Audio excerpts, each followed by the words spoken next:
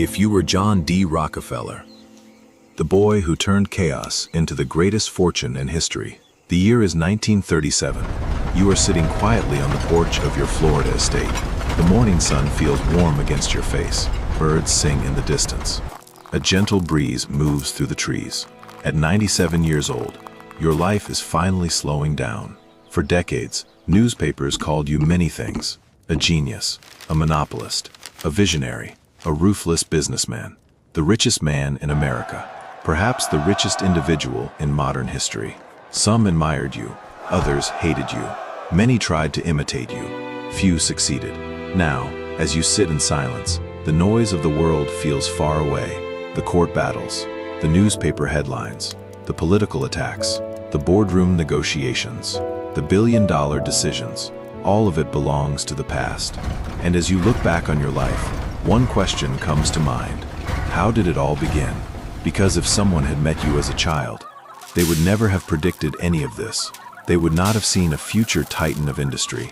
They would not have seen the founder of Standard Oil. They would not have seen one of the wealthiest men who ever lived. They would have seen a quiet boy, a serious boy, a boy fascinated by numbers, a boy who noticed things other people ignored. And perhaps that is where every great fortune truly begins.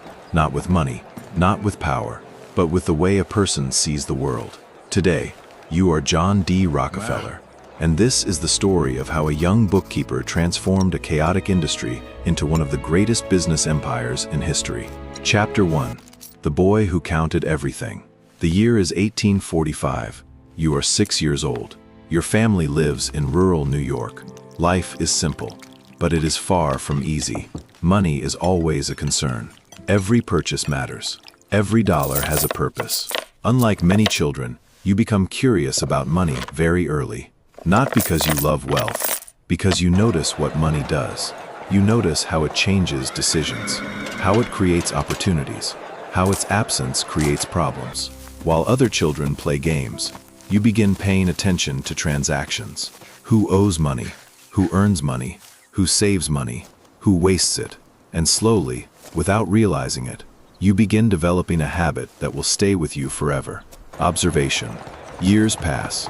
Your father is a traveling salesman, a charismatic man, confident, energetic, always searching for opportunities, sometimes successful, sometimes not. His approach to life fascinates you, but deep down, you are different. Your father takes risks. You prefer certainty. Your father trusts instinct. You trust numbers. This difference will eventually shape your entire career. As a teenager, you begin finding small ways to earn money. You raise turkeys. You sell produce. You lend small amounts of money to neighbors. Every transaction goes into a notebook. Every penny is recorded. Income, expenses, profit, loss. Nothing is left to memory. Most young people would find this boring. You find it fascinating, because numbers reveal patterns, and patterns reveal opportunities. Years later, journalists would ask what made Rockefeller different. Was it intelligence? Luck? Timing? The truth may be much simpler. You paid attention. While others guessed, you measured. While others reacted emotionally, you collected information. And information has a remarkable habit. It turns uncertainty into opportunity. One day, as a teenager, you record another small loan in your notebook. The amount is tiny, almost meaningless, yet the lesson is enormous. For the first time, you see money producing more money. No physical labor, no additional hours, just capital working on your behalf. The realization stays with you. If money can work, then perhaps wealth is not created by effort alone. Perhaps it is created by systems. You do not know it yet, but that idea will eventually become the foundation of Standard Oil. Business lesson. Most people think wealth begins with earning. Rockefeller discovered something different. Wealth often begins with measuring, because what gets measured can be improved, and what gets improved can eventually compound. Chapter 2.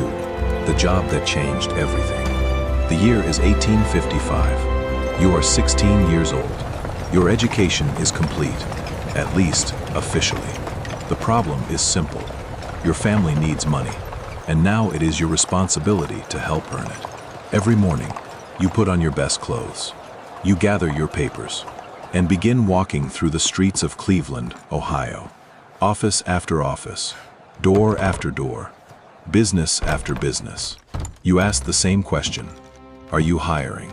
Most answers sound familiar. No, not today. We don't need anyone. The first few rejections are disappointing. The next few are frustrating. After dozens, they become exhausting. But you keep going. 1 day, 2 days, a week, then another week. The summer heat becomes unbearable. Dust fills the streets. Your shoes wear down. Still, you keep walking. Years later, people would only see Rockefeller, the billionaire. They would never see Rockefeller, the teenager, being rejected over and over again. Because success often hides the hardest chapters from history. Months pass. Finally, on September 26, 1855, everything changes. You are hired as an assistant bookkeeper. The company is Hewitt and Tuttle, a small produce commission business. Your starting salary is about $16 a month. Not much, but to you, it feels enormous. More importantly, it is your first opportunity to study business from the inside. And that is where the real education begins. Every day you arrive early, often before everyone else. You organize records, review invoices, track shipments, balance accounts. At first, the work seems simple, but soon you begin noticing something extraordinary. Every business leaves clues. The numbers tell stories. A delayed shipment, a profitable customer, an unnecessary expense, a risky decision. It is all there, hidden inside the ledger. Most employees see paperwork. You see a map showing how money moves through an organization. And once you understand how money moves, you begin understanding how businesses survive. One afternoon, while reviewing accounts, a realization strikes you.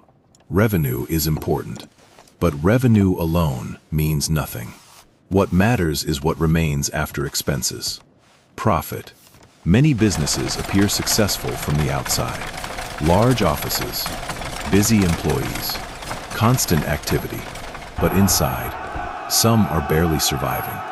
Others are losing money, and a few are quietly becoming stronger every year. The difference is not effort. The difference is efficiency. This lesson fascinates you. You begin studying every cost. Transportation, storage, inventory, labor, insurance. You ask questions constantly. Why is this expense higher? Why does this shipment cost more? Why are profits lower this month? Most people stop asking questions once they receive an answer. You ask another question, then another, then another. Curiosity becomes a competitive advantage. And slowly, you begin developing a skill that will eventually make you wealthy. The ability to see the entire system, not just individual parts. One evening, after everyone has gone home, you remain in the office. The room is quiet. Only the sound of a ticking clock fills the air. Rows of ledgers sit on your desk. You study them carefully. Numbers, transactions, margins, patterns. For most people, these pages are boring. For you, they are fascinating, because every number represents a decision, and every decision creates consequences. The longer you study, the more clearly you see something. Business is not magic. It is not luck. It is not guesswork. At its core, business is a system, and systems can be improved. That idea becomes an obsession. Years later, when Standard Oil dominates the industry, journalists will search for some secret formula, some hidden advantage, some brilliant trick. But the truth begins here, in a small office, with a young bookkeeper, learning to understand how money moves. Business lesson. Most people focus on earning more. Rockefeller learned to focus on understanding the system that creates earnings. Because once you understand the system, improvement becomes inevitable. And small improvements, repeated over many years, can change an entire life. Chapter 3. The oil rush. The year is 1859. America is changing faster than ever. Railroads are expanding. Factories are multiplying. Cities are growing. And beneath the ground of western Pennsylvania, a discovery is about to create one of the greatest economic booms in history. On August 27, 1859, a former railroad conductor named Edwin Drake successfully drills for oil near Titusville, Pennsylvania. At first, the news seems insignificant. Just another story in a rapidly changing country. Then something extraordinary happens. The oil begins flowing, and suddenly, everyone wants in. Within months, the region transforms. Farmers become prospectors. Shopkeepers become investors. Lawyers become oil experts overnight. Entire towns appear almost from nowhere. Hotels overflow with visitors. Land prices skyrocket. Newspapers publish stories about men becoming wealthy in weeks. The atmosphere feels electric. Everywhere you go, people are talking about oil. Oil discoveries, oil prices, oil fortunes, oil millionaires. The excitement spreads across the country. For many Americans, oil appears to be the opportunity of a lifetime. And in some ways, it is. But whenever excitement becomes extreme, Rockefeller becomes cautious. You begin studying the industry, not emotionally, not through headlines, through numbers. And what you discover concerns you. The industry is chaotic. One well produces enormous profits. Another produces almost nothing. Prices surge, then collapse. Supply overwhelms demand. Then demand overwhelms supply. Nobody seems to know what will happen next. The more you study, the less interested you become in drilling. Business lesson. When everyone is rushing toward the same opportunity, it is often worth asking a different question. Not, how can I join the crowd? But, what is the crowd missing? That question changes your future. One evening, while reviewing reports, a realization begins forming. Every barrel of oil must eventually travel somewhere. It must be stored, transported, refined, sold. Most investors are obsessed with finding oil. Very few are thinking about what happens afterward. And that is exactly what interests you. Because the money is rarely made where the excitement is highest. It is often made where the system is weakest. The more you investigate, the more obvious the problem becomes. Oil refinement is inefficient, wasteful, disorganized. Small refineries appear everywhere. Many have no clear process, no standards, no long-term strategy. They operate from day to day, reacting to whatever happens next. To most people, this chaos looks dangerous. To you, it looks like opportunity, because chaos creates inefficiency, and inefficiency creates opportunity for anyone disciplined enough to fix it. You begin paying closer attention, studying costs, transportation networks, refining methods, profit margins. The industry is young, which means nobody has figured everything out yet. And when nobody knows the best way to do something, the person who builds the best system usually wins. Years later, historians would describe the oil rush as one of the wildest business booms in American history. Fortunes were created. Fortunes were destroyed. Entire careers appeared and vanished almost overnight. But while thousands chased oil wells, you were quietly studying something else. The machine behind the industry. And soon, that machine would become your obsession. Because you were beginning to understand a principle that would define your entire career. Products create revenue. Systems create empires. Chapter 4, The Decision That Changed Everything. The year is 1863. You are 24 years old. The oil boom is still growing. Every week, new investors enter the industry. Every month, new companies appear. Most of them are chasing the same dream. Strike oil. Get rich. Retire. The formula sounds simple. But after years of studying business, you know something most people don't. The easiest money is usually the most dangerous money. And oil drilling feels dangerous. One successful well can create a fortune. One failed well can destroy it. The outcome depends on something you cannot control. Geology, luck, chance.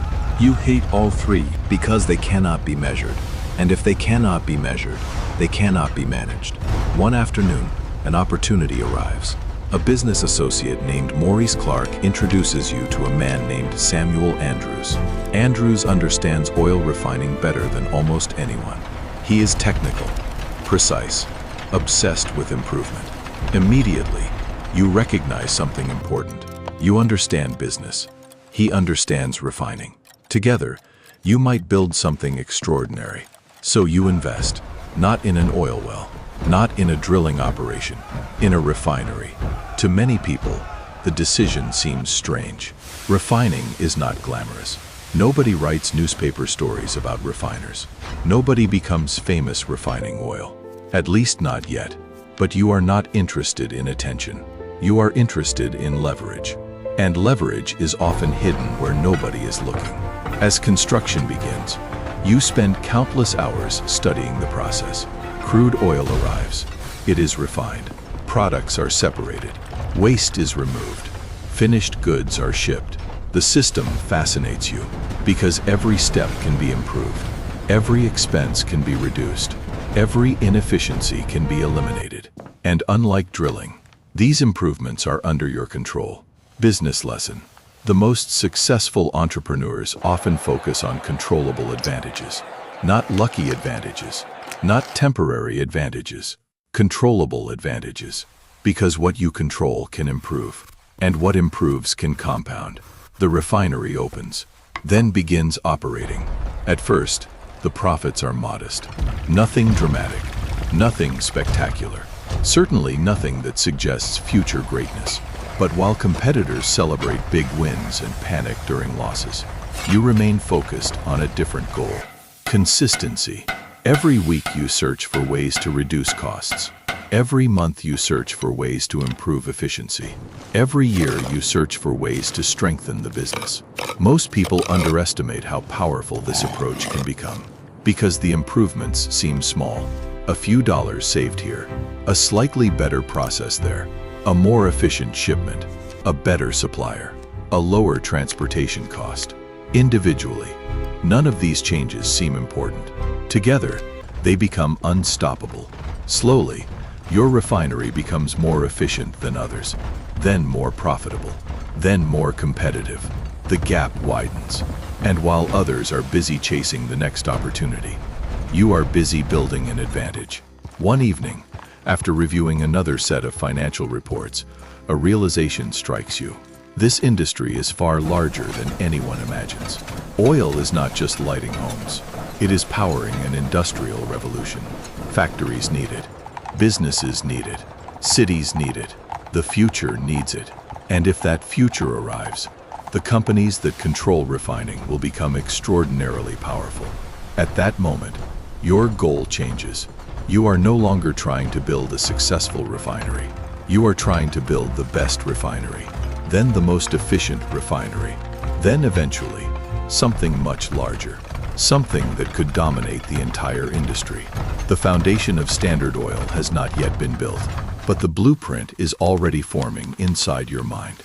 And once Rockefeller sees a system, he rarely stops improving it. Chapter 5. Building Standard Oil. The year is 1870. You are 31 years old. Most people still see oil as a booming industry. You see something very different. You see an industry drowning in inefficiency. Hundreds of refineries compete against one another. Many are poorly managed. Many waste money. Many have no long-term plan. Some make profits. Some lose fortunes. Most are simply trying to survive. The industry feels chaotic, and you hate chaos, because chaos creates uncertainty, and uncertainty creates waste. The solution seems obvious, not to you alone, but you are one of the few people willing to act on it. Instead of competing with everyone, you decide to build something larger, something more organized, something more efficient. On January 10th, 1870, Standard Oil is officially founded in Cleveland, Ohio. At first, the name means very little, just another company in a rapidly growing industry. But the word standard is important, because that is exactly what you want to create. Standards. Consistent quality, consistent processes, consistent efficiency. While competitors operate differently every day, You want a system that produces the same results every time. Business lesson. Most businesses rise because they do something well. The greatest businesses rise because they do something well consistently. Consistency creates trust. Trust creates scale. And scale creates power. Inside Standard Oil, every process is measured. Every expense is analyzed. Every employee understands expectations. Waste is unacceptable. Inefficiency is unacceptable. Carelessness is unacceptable. At times, your standards seem extreme. Some employees find them exhausting. Others find them inspiring. But the results are impossible to ignore. Costs fall. Quality improves. Profits rise. Customers become loyal. And slowly, Standard Oil begins pulling away from the competition. One refinery becomes two. Two become several. Several become many. The expansion is relentless. But your strategy surprises people. You do not always destroy competitors. Often, you buy them. A struggling refinery receives an offer. Join Standard Oil. Receive stock. Receive stability. Receive access to a larger system. Some owners refuse. Many accept. And when they join, the entire operation becomes stronger. New equipment, better management, improved efficiency. The system grows. Year after year, the pattern repeats. While others are fighting one battle at a time, you are building an army. And every new refinery strengthens the network. Soon, something fascinating begins happening. The more Standard Oil grows, the more efficient it becomes.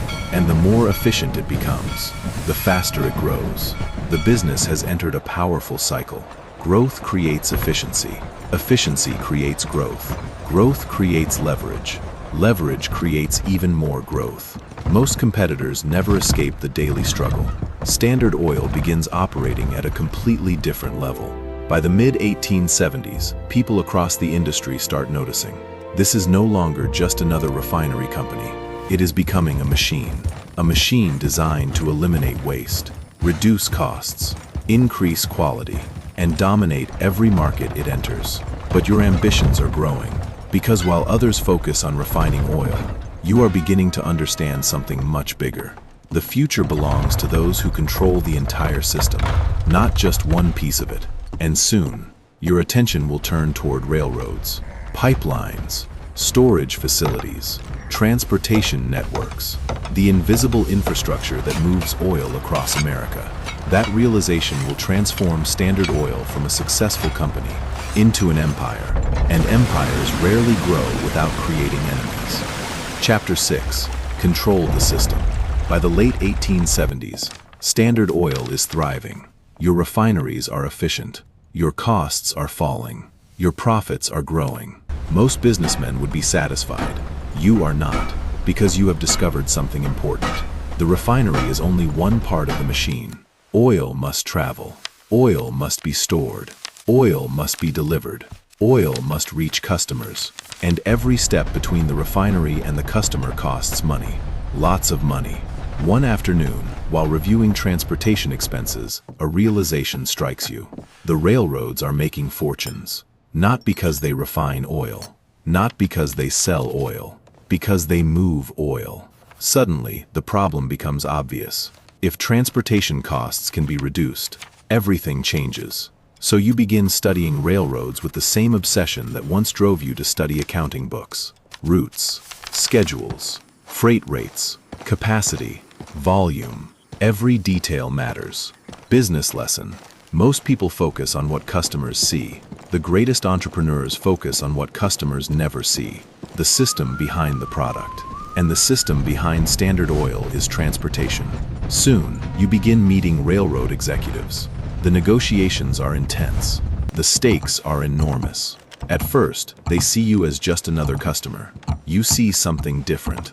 Leverage. Because Standard Oil is growing. And growing fast. Every year your company ships more oil. More barrels. More freight. More business. The railroads need customers. And you can provide something they desperately want. Volume. Massive volume. So you negotiate. Then negotiate again. And again. You secure lower transportation rates. Better contracts. Better terms. Every improvement reduces costs. Every reduction strengthens Standard Oil. Competitors begin noticing something strange. Your prices are lower. Your profits are higher. Your growth is accelerating. Many cannot understand why.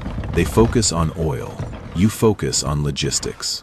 And logistics quietly becomes one of your greatest advantages.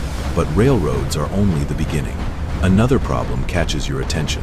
Rail transportation is expensive, slow, and sometimes unreliable. You begin imagining a different future.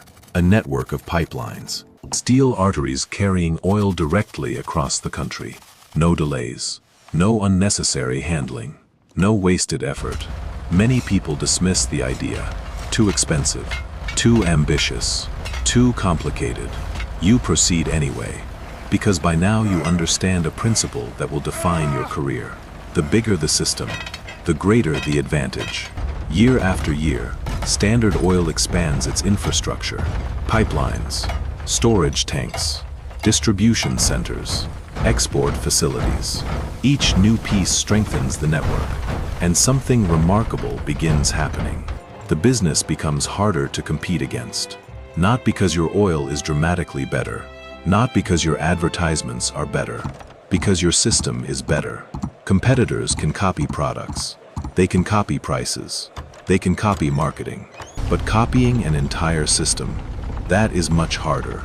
By the 1880s, Standard Oil controls an extraordinary share of the American oil industry. Some estimates place it near 90% of the nation's refining capacity. The numbers are staggering. What began as a small refinery has become something much larger. An interconnected machine stretching across the country. And the larger it grows, the more powerful it becomes. But power attracts attention. And attention attracts scrutiny. Newspapers begin writing stories. Politicians begin asking questions. Competitors begin organizing resistance. The public starts wondering whether one company has become too powerful. For years, your focus was efficiency. Now, a new challenge is emerging. Public opinion. And unlike transportation costs, public opinion is far more difficult to control. By the 1880s, Standard Oil controls most of America's oil industry. Your system is stronger than ever. Your profits are soaring. Your competitors are disappearing. It seems as if nothing can stop you. But power has a price. And soon, an entire nation will turn against Standard Oil. In the next chapter, you'll discover how the richest empire in America became its biggest target, and how to prevent the empire from collapsing.